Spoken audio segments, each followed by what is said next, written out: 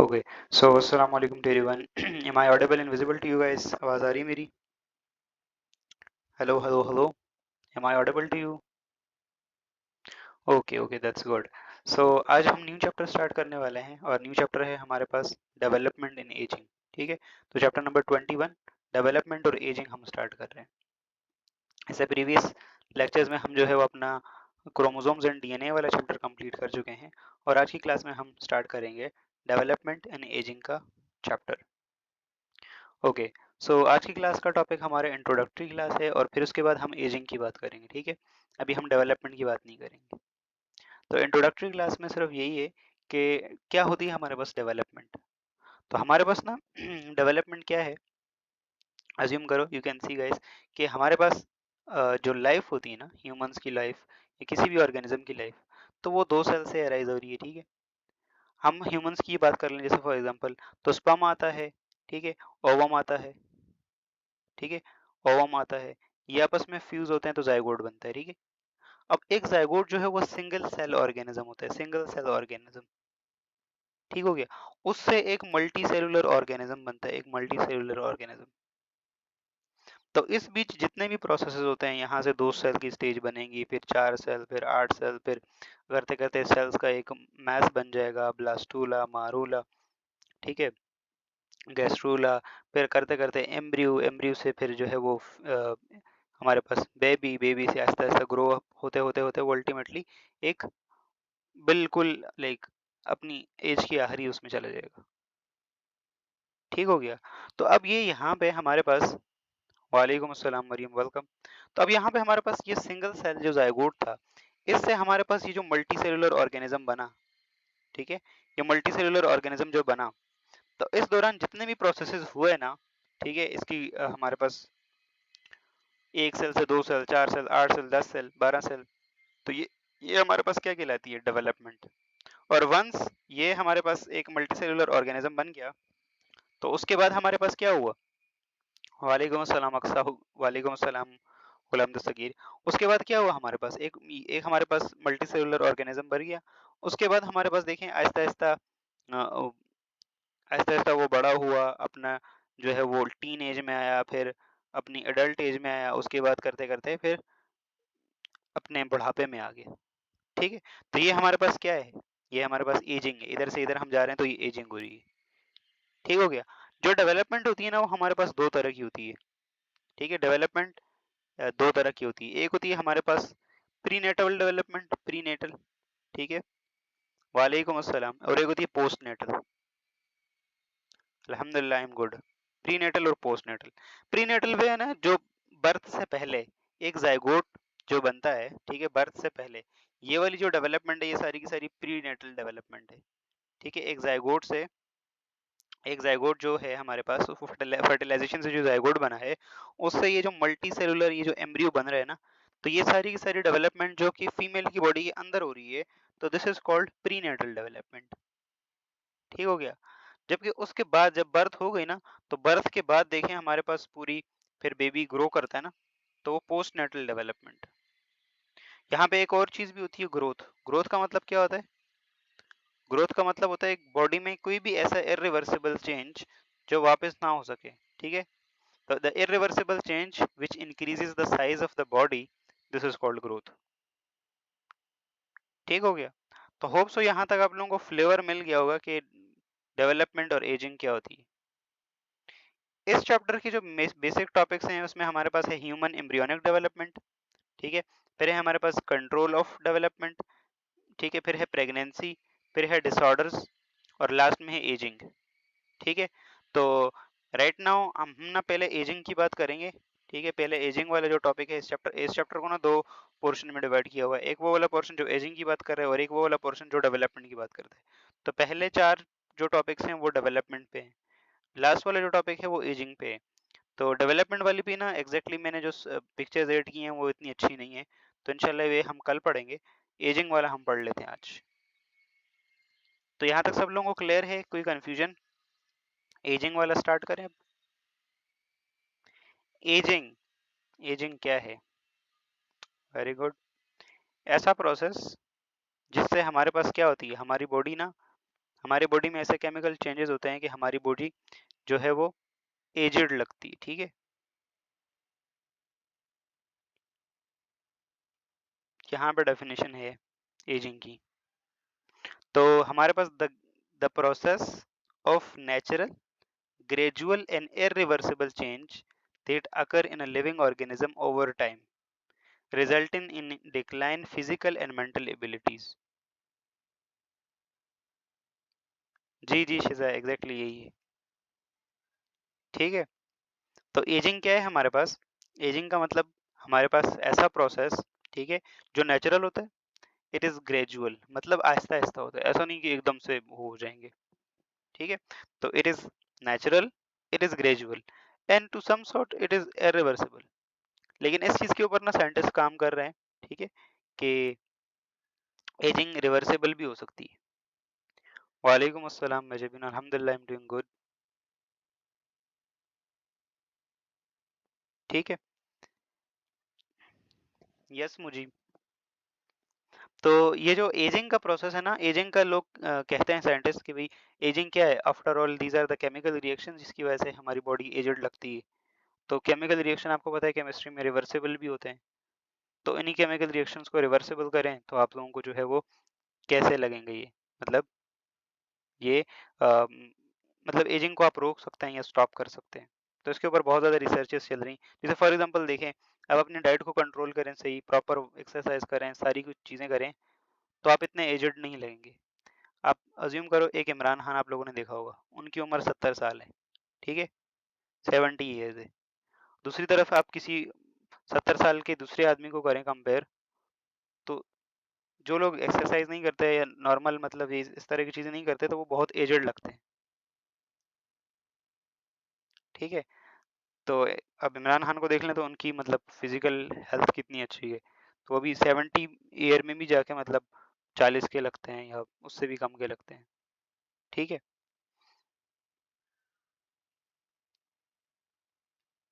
तो और कुछ केमिकल्स ऐसे हैं, जैसे एक केमिकल है रेसवेराटॉल और एनएडी। ये जो एनएडी है ना, तो रेसवेराटॉल और एनएडी, और एक डायबिटीज की मेडिसिन है मेटफॉर्मिन, ठीक है।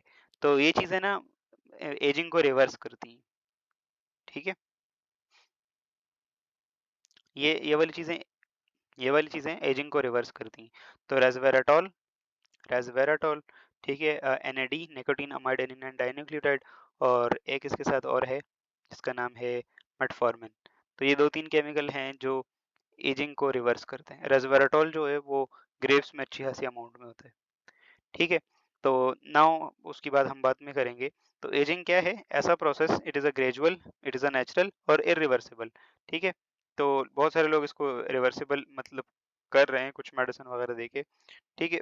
जिससे क्या होता है कि ऑर्गेनिज्म की बॉडी क्या होती है, ग्रो होती है, और अल्टीमेटली मतलब करते करते करते करते उसमें फिर ये जितने भी प्रोसेस हैं ग्रेजुअली होते हैं, और हमारे पास फिर एंड में क्या होता है, फिजिकल और मेंटल एबिलिटीज उस पर्टिकुलर पर्सन की कम हो जाती है, ठीक है। तो दिस इज एजिंग। इस पिक्चर में आप लोगों को सही से डिपिक्शन शो हो रही होगी कि ये एजिंग है हमारे पास, ठीक हो गया, क्लियर है यहाँ तक? आगे बढ़ते हैं।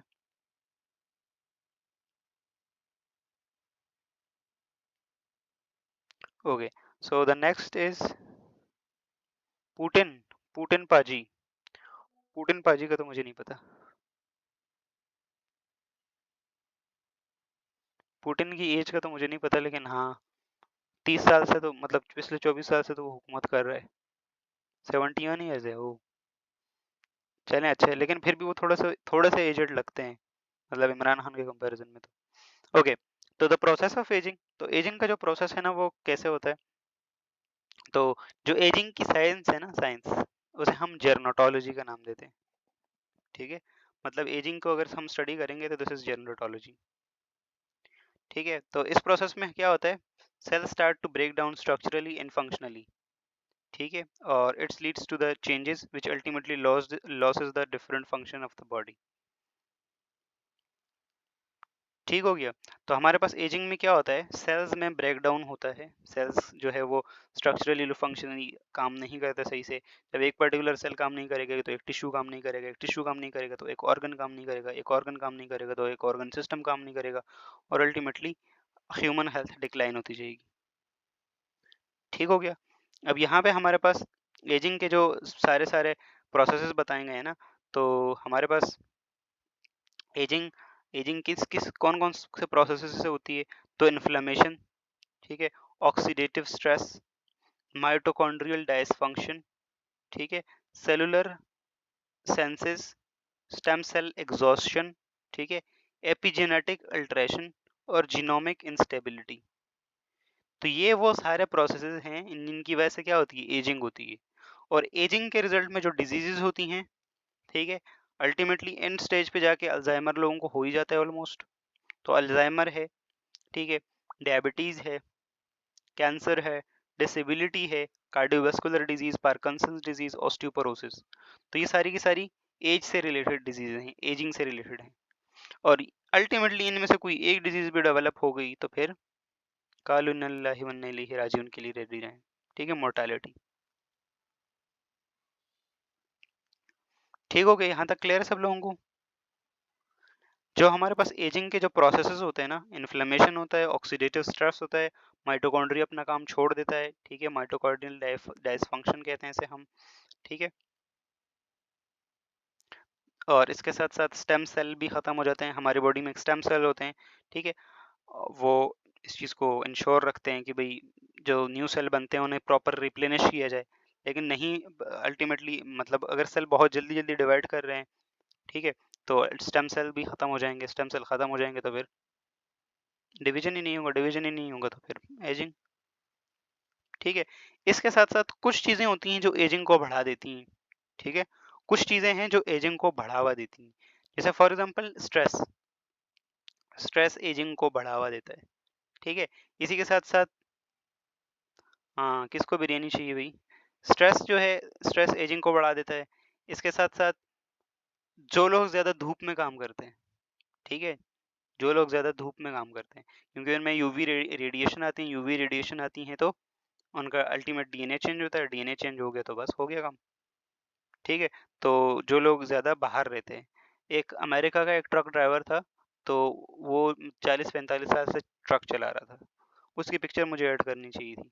तो उसने उसका जो फेस है ना, एक साइड पे मतलब एक साइड पे उसके फेस के ऊपर ना सनलाइट लग रही थी, और दूसरी साइड से फेस मतलब सनलाइट नहीं लग रही थी। तो एक साइड का जो फेस था वो ना बिल्कुल वो वैसा नज़र आ रहा था, मतलब जैसे झुर्रियाँ वुर्रियाँ पड़ गई थी, और दूसरे वाले साइड वाला फेस बिल्कुल सही था। ठीक है, तो ये चीज़ सजेस्ट करती है कि हमारे पास जो सनलाइट है ना, ये जो एक्सेसिव सन एक्सपोजर है, वो एजिंग को बढ़ावा देता है। ठीक है, लेट मी सर्च, में सर्च करके लगा लेता हूँ यहाँ पे आप लोगों के लिए।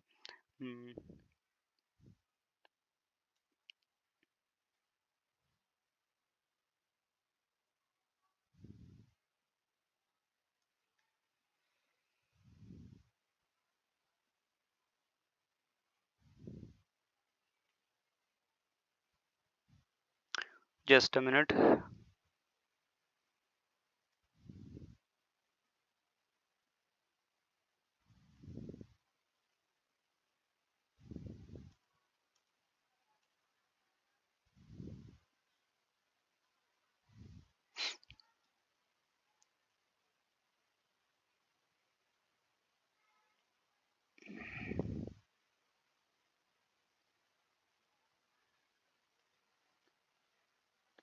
ओके, सो यहाँ पे आप लोगों को शो हो रहा होगा, जस्ट अ मिनट मैं आप लोगों को दिखाता हूँ।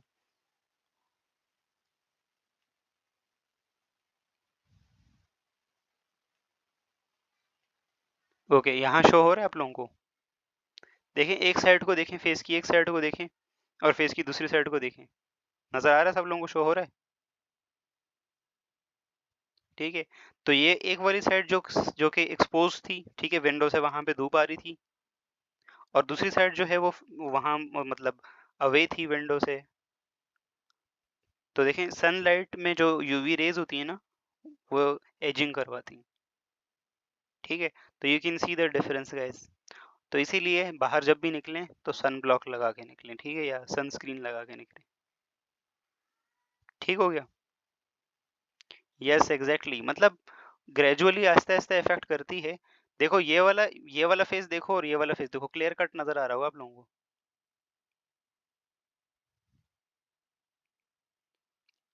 इस वाली साइड को देखें, इस वाली साइड को देखें, ये इस वाली साइड पर कितनी झुर्रियां पड़ी हुई हैं, कितना रिंकल्स है। इस वाली साइड को देखें तो ये वाली साइड सही है बिल्कुल। तो एक्सेसिव सन एक्सपोजर से भी ये प्रोसेस होता है हमारे पास, ठीक है। तो एक्सेसिव सन एक्सपोजर हो गया, सन एक्सपोजर, और बाकी लाइफस्टाइल पे भी डिपेंड करता है, ठीक है। फॉर एग्जांपल आपका लाइफस्टाइल सेडेंटरी है, इससे भी होता है। आप एक्सरसाइज नहीं कर रहे, प्रॉपर चीज़ें नहीं कर रहे, तो इससे भी एजिंग होती है, ठीक है। और एक चीज़ और, जो हमारे पास फास्टिंग है ना, फास्टिंग जो रोज़ा हम रखते हैं, रमज़ान ही चल रहा है, तो एक्चुअली में ये जैसे एजिंग हो गई या कैंसर जैसी चीज़ें हो गई ना, इनको कम करती है,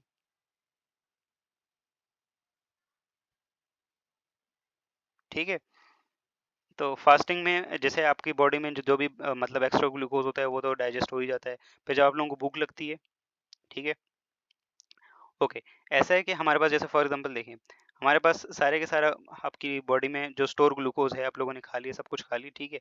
अब आप लोगों की बॉडी में अब आप लोगों की बॉडी में हम जो है लंबे टाइम तक आप लोग कुछ खाएंगे नहीं, तो क्या होगा, जो ग्लूकोज आप लोगों को शहरी में मिला था वो तो ख़त्म हो गया। अब वो जो ग्लाइकोजन है वो टूटेंगे, ठीक है। और इसके बाद वो हमारे पास जो स्टोर ग्लाइकोजन या फैट है वो टूटेगा। और अल्टीमेटली ये चीज़ें में जब ख़त्म होती है ना, तो बॉडी के पास जो सेल होते हैं, ठीक है, जो हमारे पास जिन सेल का कोई पर्टिकुलर काम नहीं होता, जो सेल्स बिल्कुल लाइक एजेड होते हैं या जो सेल मतलब कैंसरस सेल में कन्वर्ट हो सकते हैं, तो बॉडी इन सेल्स को भी मतलब डिग्रेड करना स्टार्ट कर देती है, ठीक है। तो इससे आप एजिंग से भी बच सकते हैं, क्योंकि वो जो पुराने सेल्स हैं वो एजेड, वो ख़त्म हो गए, ठीक है। और दूसरा मे बी कि ये जो पुराने सेल थे जो बिल्कुल ख़राब हो गए हैं, तो वो सेल आगे जाके कैंसर में बदल जाएं, तो वो भी ख़त्म हो जाता है, ठीक है। तो दोनों रिस्क फैक्टर कम हो गए sir. Got it guys.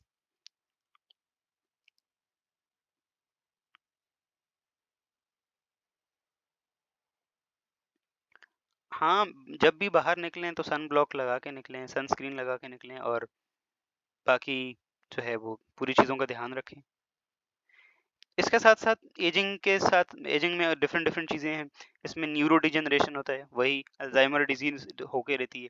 And stage पे जाके देखें लोगों को भूलना स्टार्ट हो जाता है, उनके हाथ कांपते हैं, तो अल्जाइमर और पार्किंसंस डिजीज हो ही के रहती है, ठीक है। Energy availability and energy demand, ठीक है, कम हो जाती है।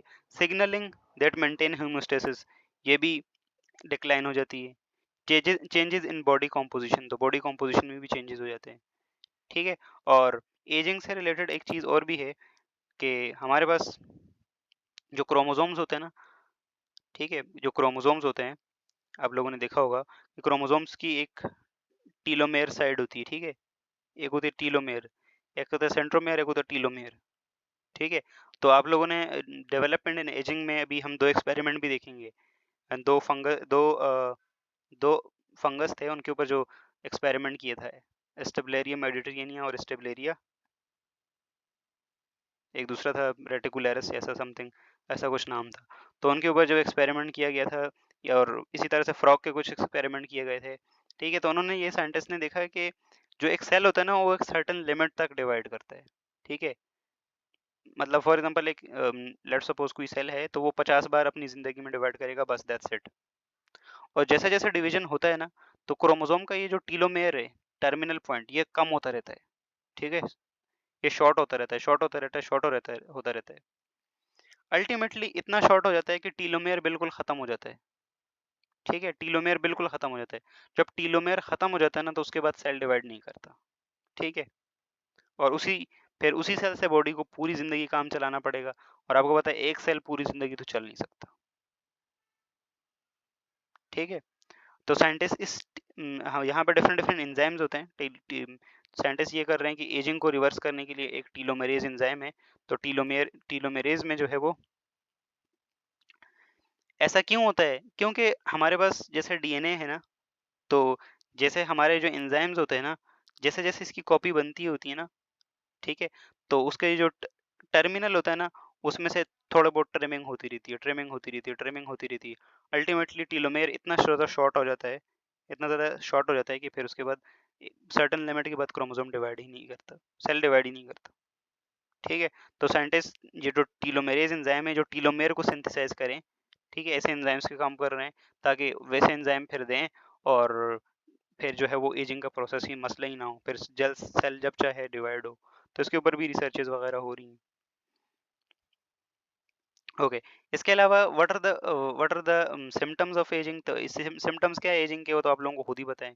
फेस पे रिंकल्स पड़ जाते हैं, ठीक है, बॉडी में डिफरेंट डिफरेंट डिसफंक्शन आ जाती है। इसके अलावा what are the other factors और what are the other symptoms? तो लॉस ऑफ पिगमेंटेशन, ठीक है, पिगमेंटेशन हो जाती है, बाल वाइट हो जाते हैं, ठीक है। इसी के साथ साथ रिंकल्स, रिंकल्स फेस पे अपेयर होना स्टार्ट हो जाते हैं। Loss of pigmentation, wrinkles, body weak हो जाती है, फैट डिपॉजिट होना स्टार्ट हो जाता है, आई साइड्स वीक हो जाती हैं, मेमोरी लॉस हो जाती है, वीकनेस होती है बॉडी के अंदर, और डिफरेंट डिफरेंट डिजीजेस के अटैक आसानी से हो जाते हैं, ठीक है। और बहुत सारी डीजेनरेटिव डिजीज स्टार्ट हो जाती हैं, जैसे neuro degenerative disease Parkinson's, osteoporosis जैसे बोन की डिजेनरेटिव डिजीज, आर्थराइटिस जॉइंट्स की, ठीक है। तो इस तरह से different different different disease start हो जाएंगी।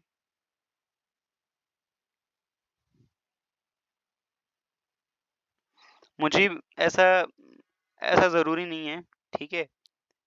अब एक टीलोमेर के ऊपर ही नहीं, साइंटिस्ट तो कितनी सारी रिसर्च कर रहे हैं कि भाई हम इमॉर्टल हो जाएं, ठीक है।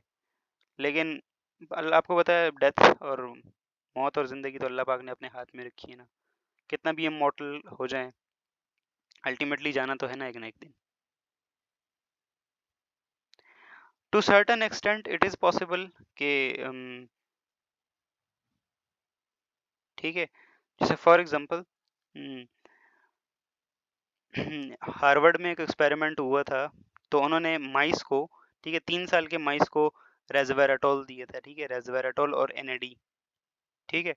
तो उस माइस के बॉडी के फीचर ना ऐसे हो गए कि वो जैसे 1 ईयर का पुराना माइस है, ठीक है। तो to certain extent it is reversible, लेकिन ऐसा नहीं है कि भाई बिल्कुल ही इमॉर्टल हो जाए, ऐसा नहीं पॉसिबल, ठीक है। अल्लाह पाक ने डेथ रखी है तो रखी है, अल्टीमेटली जाना पड़ेगा, ठीक है। अब इधर से तो इमॉर्टल हो गए ना, अज्यूम करो कोई न्यूक्लियर वॉर हो गई, ठीक है, लेट्स सपोज, ठीक है, कोई वो हो गया, कोई वॉर हो गई, न्यूक्लियर वॉर हो गई, तो आधी पॉपुलेशन तो खत्म हुई हो जाएगी दुनिया की, ठीक है। आबे हयात, पता नहीं भाई, उसकी बात हम कहीं बाद में करेंगे, लेकिन आबे हयात है, लेकिन वो मिलेगा कहाँ? Yes, retinol is good for skin.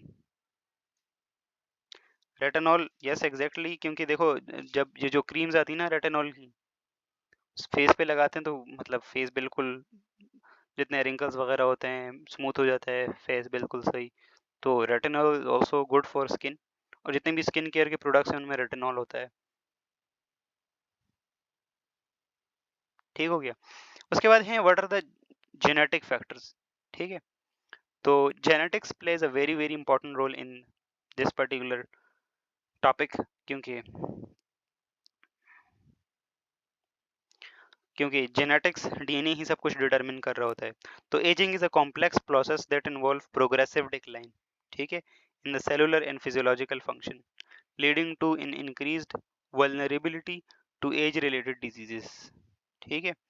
तो एजिंग हमारे पास ऐसी डिजीज है कि जो हमारे पास क्या है, प्रोग्रेसिव है, और इसमें डिक्लाइन आहिस्ता आहिस्ता होता है, ठीक है। और अल्टीमेटली जब एजिंग होती है तो अल्टीमेटली हमारे पास फिर एज रिलेटेड जो डिजीज हैं, जैसे पार्किंसंस डिजीज, अल्जाइमर, आर्थराइटिस वगैरह स्टार्ट हो जाती। ठीक है, इसके साथ साथ one of the most well known genetic factor is the role of telomere in ageing. ठीक है, role of telomeres in ageing. तो टीलोमेयर्स वाला जो पॉइंट है ना, मैंने अब हम लोगों को बताया कि क्रोमोसोम की जो टर्मिनल साइड्स होती हैं उन्हें हम कहते हैं टीलोमेयर्स, और टीलोमेयर्स कम होते हैं ना एक सर्टेन लेवल के बाद, तो फिर हमारे पास सेल डिवाइड नहीं करता। ठीक है, तो telomeres are the protective caps that that at the end of the chromosome that shorten with each cell division. ठीक हो गया। तो the length of telomeres has been associated with ageing, as shorter telomeres are correlated with age-related diseases and decreased lifespan. Genetic variations in the gene that control telomeres length have been linked to accelerated aging and risk age-related diseases. ठीक है, तो यहाँ पर telomere वाले points की बात की है कि जो टीलोमेयर होता है, ठीक है, जस्ट अज्यूम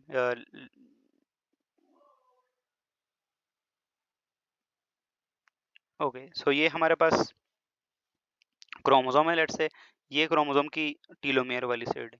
अब टीलोमेयर डिवाइड होता जाएगा, इन सेल डिवाइड होता जाएगा, ये टीलोमेयर शॉर्ट हो जाएगा, नेक्स्ट में इतना शॉर्ट हो जाएगा, नेक्स्ट में इतना शॉर्ट हो जाएगा, करते करते आफ्टर लाइक 50-60 डिविजन्स, और हर एक सेल के लिए डिफरेंट होता है ये, तो ये हमारे पास डिवाइड करते करते करते बिल्कुल इसका टीलोमेयर खत्म। ठीक है, अब ये टीलोमेयर खत्म हो गया तो it is related to ageing. ठीक है, ये टीलोमेयर कम हो गया तो एज रिलेटेड डिजीजेस हो सकती हैं, ये टीलोमेयर कम हो गया तो there are multiple other factors जो हो सकते हैं। ठीक है, तो जेनेटिक्स में टीलोमेयर्स वाला पॉइंट है। अगर टीलोमेयर ज्यादा हो जाए तो अगर टीलोमेयर ज्यादा हो जाए ना, तो maybe it can lead to the cancer, क्योंकि बहुत अगर टीलोमेयर ज्यादा होगा तो फिर सेल अगर अनकंट्रोलेबल डिवाइड कर रहा है ना, तो फिर मे बी वो कन्वर्ट हो जाए कैंसर सेल के अंदर। ठीक है, अब फॉर एग्जांपल टीलोमेयर में ऐसा पॉइंट है जो कि जीन्स एक्सप्रेशन को बढ़ा बढ़ा के वो कर रहा है, तो maybe it could lead to the cancer. Okay, इसके बाद हमारे पास है another genetic factor is the role of genes। ठीक है, जो जीन रिपेयर होता है ना, तो जीन रिपेयर में भी इम्पोर्टेंट रोल प्ले करता है एजिंग के अंदर। फॉर एग्जांपल अज्यूम करो हमारे पास कोई म्यूटेशन होती है। ठीक है, उससे क्या होता है कि अब हमारे सेल्स में नॉर्मल मैकेनिज्म्स होते हैं जीन को डीएनए को रिपेयर करने के। अब डीएनए रिपेयर वाले मैकेनिज्म सही से काम नहीं कर रहे हैं। ठीक है, तो डीएनए हमारे पास अब डीएनए रिपेयर नहीं हो रहा प्रॉपरली। अब फॉर एग्जांपल कोई ऐसी म्यूटेशन आ गई जैसे उसने किसी इसेंशियल एंजाइम को वो कर दिया। ठीक है, या कुछ भी एक्स वाई जी फैक्टर हो गया, तो ओवरऑल क्या हो गया फिर, अब वो पर्टिकुलर जीन ने काम करना छोड़ दिया। ठीक है, और आहिस्ता आहिस्ता फिर progressive decline, as we as we age, DNA of our cell becomes damaged, and if it is not repaired, it can lead to the mutation and cell death। ठीक हो गया। Other genetic factor that contribute to ageing is include mitochondrial function. ठीक है, mitochondria अगर सही से काम ना करे, ठीक है, माइटोकॉन्ड्रिया सही से काम नहीं करेगा तो सेल को सही से एनर्जी नहीं मिलेगी, सही से एनर्जी नहीं मिलेगी तो अल्टीमेटली क्या होगा, सेल जो है वो जो तो नक्रोसिस या एपोप्टोसिस में चला जाएगा और टाटा बाय बाय हो जाएगा। उसके बाद mitochondria are energy producing organelles.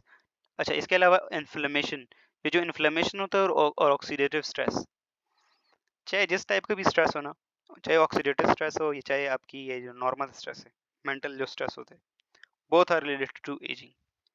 Oxidative stress में क्या होता है, आपकी बॉडी में डिफरेंट डिफरेंट केमिकल रिएक्शंस होते हैं ना, तो वहाँ पे जो रिएक्टिव ऑक्सीजन स्पीशीज बनती हैं, ठीक है, रेडिकल्स बनते हैं, रेडिकल्स रेडिकल्स आप लोगों ने पढ़ा होगा, ठीक है, केमिस्ट्री के अंदर बहुत ज़्यादा हाईली रिएक्टिव होता है ना ये। तो ये जो चीज़ें हैं ना, ये जाकर डीएनए को डैमेज करती हैं। रेडिकल आप लोगों ने पढ़ा होगा, methyl radical, free free radical halogenation of methane पढ़ा होगा आप लोगों ने।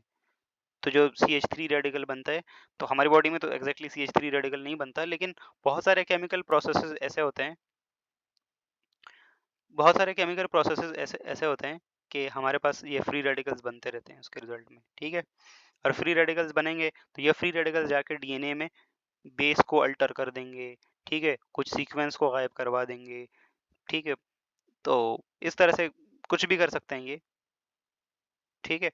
और फिर अल्टीमेटली सेल का काम तमाम, सेल्स का काम तमाम, तो फिर हमारा काम तमाम।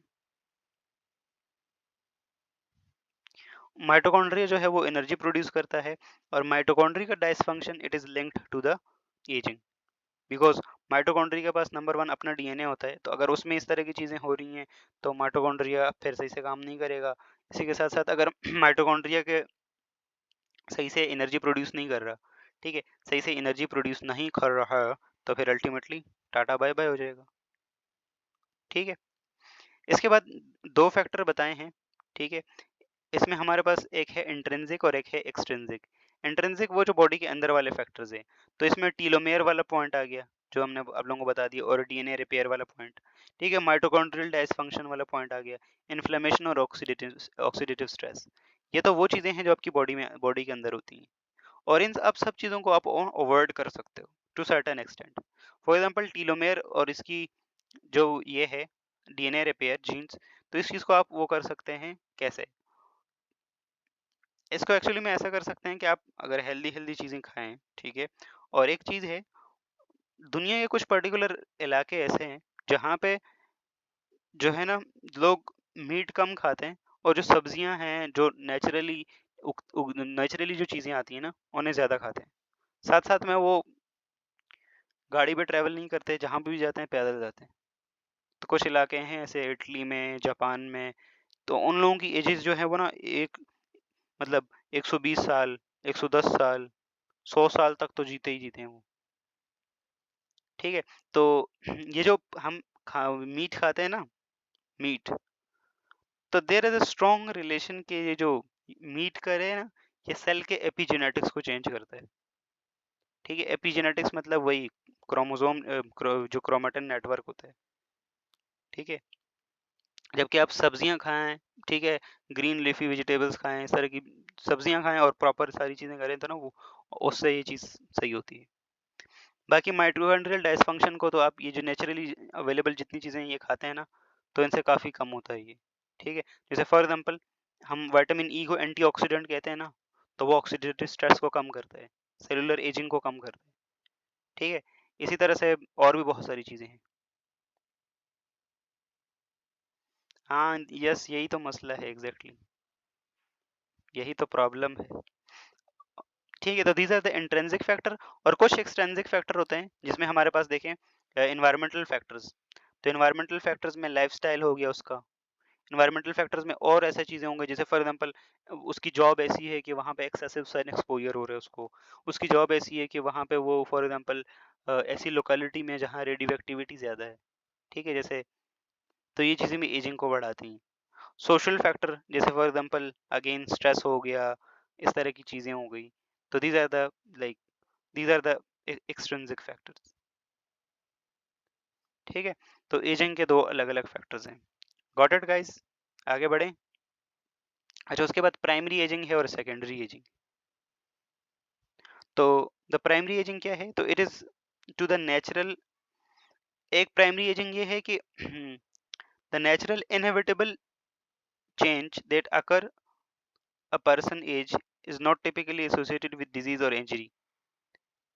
जो प्राइमरी एजिंग होती है ना, जो नेचुरली आप लोग एजेड होते हैं, ठीक है, नेचुरली हमें जो बूढ़े लोग नजर आते हैं ना, दिस इज प्राइमरी एजिंग, ठीक है, ये तो होके ही रहती है, दिस इज इनएविटेबल चेंज। जबकि सेकेंडरी एजिंग क्या है? तो it is refer to the body changes resulting from environmental lifestyle factor such as disease और डिसयूज और अब्यूज। तो सेकेंडरी एजिंग ये है कि हमारे पास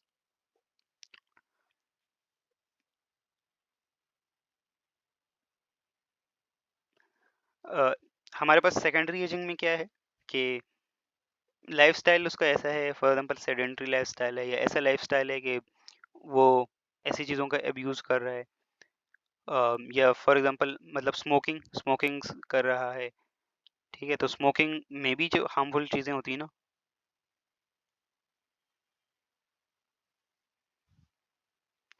ठीक है। तो सेकेंडरी जो एजिंग होती है ना, ये जल्दी होती है, और प्राइमरी एजिंग तो ये नेचुरल प्रोसेस है, ये होके ही रहेगा आपको, इट इज अ नेचुरल। ठीक है। सेकेंडरी के पीछे ना नीचे कोई अंडरलाइंग डिजीज होगी, कोई डिजीज कॉज करेगी एजिंग को। गॉट इट गाइस, यहाँ तक क्लियर है? उजाला, क्या करना है इस दुनिया में इतना ज्यादा देर देर रह के भी, क्या करना है इस दुनिया में इतना रह के। उसके बाद है चेंजेस, जो सिस्टम लेवल के ऊपर चेंजेस होते हैं। तो कार्डियोवैस्कुलर सिस्टम भाई, reduced heart function, stiffening of the blood vessels. ठीक है। तो आप लोगों ने देखे तो एजड लोग देखे होंगे ना, उनका जो है वो हार्ट फंक्शन रिड्यूस हो जाता है, उनके जो ब्लड वेसल्स होती हैं वो स्टिफ हो जाती हैं, आप लोगों ने देखी होंगी, उसमें जो इलास्टिसिटी होती है वो लॉस हो जाती है। ठीक है। ब्लड प्रेशर उनका बढ़ जाता है। उसके साथ रिस्पायरेटरी सिस्टम, तो decrease lung function and reduced oxygen supply to the tissue. ठीक है। डाइजेस्टिव सिस्टम, तो decrease production of digestive enzymes and reduced nutrients absorption. ठीक है। तो देखिए ऑर्गन लेवल के ऊपर डिफरेंट डिफरेंट फंक्शंस हो रहे हैं। अब ये वाली चीजें ना बूढ़ों के अंदर ऑब्जर्व कर सकते हैं। कार्डियोवैस्कुलर जैसे देखें, उनकी वेन्स आप लोगों को एग्जैक्टली नजर आ रही होंगी। ठीक है। और इसके अलावा कार्डियोवैस्कुलर प्रॉब्लम्स तो होते ही रहते हैं। रिस्पायरेटरी प्रॉब्लम देखें, हम बूढ़े लोग सांस लेने में कितनी मुश्किल होती है उन्हें, देखा होगा आप लोगों ने। डाइजेस्टिव सिस्टम, तो डाइजेस्टिव सिस्टम भी वीक हो जाता है उनका। डाइजेस्टिव सिस्टम वीक होता है मतलब उनकी बॉडी में सही से चीजें अब्जॉर्ब नहीं होती। ठीक है। तो आप लोगों ने थोड़ी सी मेल न्यूट्रिशन वाला एलिमेंट देखा होगा बूढ़ों के अंदर। यूरिनरी सिस्टम सही से काम नहीं कर रहा है। ठीक है। रिस्क बढ़ जाता है यूटीआईज का। ठीक है। मस्कुलोस्केलेटल, तो जो मसल्स की स्ट्रेंथ होती है, मास हो जाता है वो, ठीक है, बोन की डेंसिटी होती है, ये कम हो जाता है, और बोन और more fracture to more prone to fractures. ठीक है। तो ये हमारे पास ऑर्गन लेवल के ऊपर फंक्शंस थे। अच्छा, चेंजेस जो सेलुलर लेवल के ऊपर होते हैं, तो सेलुलर के लेवल के ऊपर डीएनए का डैमेज, टीलोमेयर की शॉर्टनिंग, माइटोकॉन्ड्रियल डायसफंक्शन, ऑक्सीडेटिव स्ट्रेस और इन्फ्लेमेशन, ये हम पहले डिस्कस कर चुके हैं। ठीक है। तो इसको मैं आप लोगों को स्लाइड भेज दूंगा, आप लोग देख लीजिएगा one by one. As related diseases हैं, तो cardiovascular disease, Alzheimer, osteoporosis, arthritis. ठीक है। Age related muscular degeneration, type 2 diabetes, ये आप लोग देख लेंगे ना इधर, ये होमवर्क होमवर्क आप लोगों का होमवर्क हो गया, ये देख लें आप लोग। ठीक है। तो यहाँ पे हमारे पास एजिंग वाला खत्म होता है। ठीक है। अगर आप लोगों को एजिंग को ओवरकम करना है ना, अगर एजिंग को ओवरकम करना है, तो जितनी भी ना, आप मीट को अवॉइड करें। ठीक है। मीट को अवॉइड करें। उजाला आप नुस्खा मांग रही थी ना, मीट को अवॉइड करो, नंबर वन चीज। ठीक है। दूसरा, जितनी भी दालें वगैरह हैं, मीट से हमें प्रोटीन मिलता है ना, तो प्रोटीन की कमी आप दालों से, ठीक है, बीन्स से, इस तरह की चीज़ों से पूरा करो। और इसके अलावा सब्जियां खाओ। ठीक है। और गाड़ी वगैरह का यूज़ इतना ना करो, और गाँव में जाके रहो तो ज़्यादा बेटर है। नेचुरली अपनी गार्डनिंग करो, सब कुछ खुद करो, और ये एक है जिससे एजिंग स्लो हो जाएगी, लेकिन एजिंग इज इनएविटेबल। ठीक है। ये आके ही रहेगी। चिकन नहीं खाना, गोश्त नहीं खाना। ठीक है। गोश्त नहीं खाना, स्पेशली ये चिकन वाला तो खाना ही नहीं। अगर खाना है तो जो फिश पकड़ सकते हैं ना, तो वो भी खा सकते हैं थोड़ा बहुत। ठीक है।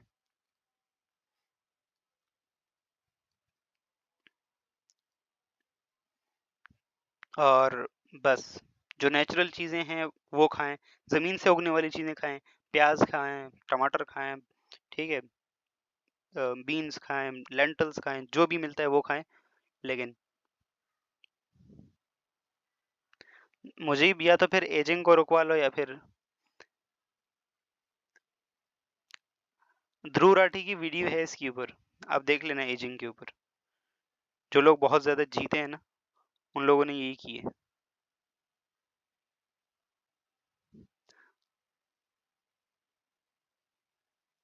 ठीक है।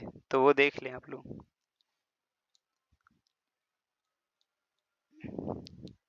ध्रुव राठी की वीडियो है, ध्रुव राठी। ठीक है। तो वो वीडियो देख लेना आप लोग। उसमें ना उन्होंने बताया है कि मतलब दुनिया के जितने जो बहुत ज़्यादा लंबे टाइम तक ज़िंदा रहने वाले लोग हैं ना, वो मीट को कम खाते हैं, ठीक है? और नेचुरल चीज़ें ज़्यादा खाते हैं। चलें, होप सो यहाँ तक क्लियर हो गया होगा सबको। अब मिलते हैं हम नेक्स्ट टॉपिक में किसी नेक्स्ट क्लास में। Till then keep learning and keep exploring. अल्लाह हाफ़िज़, टाटा, बाय बाय।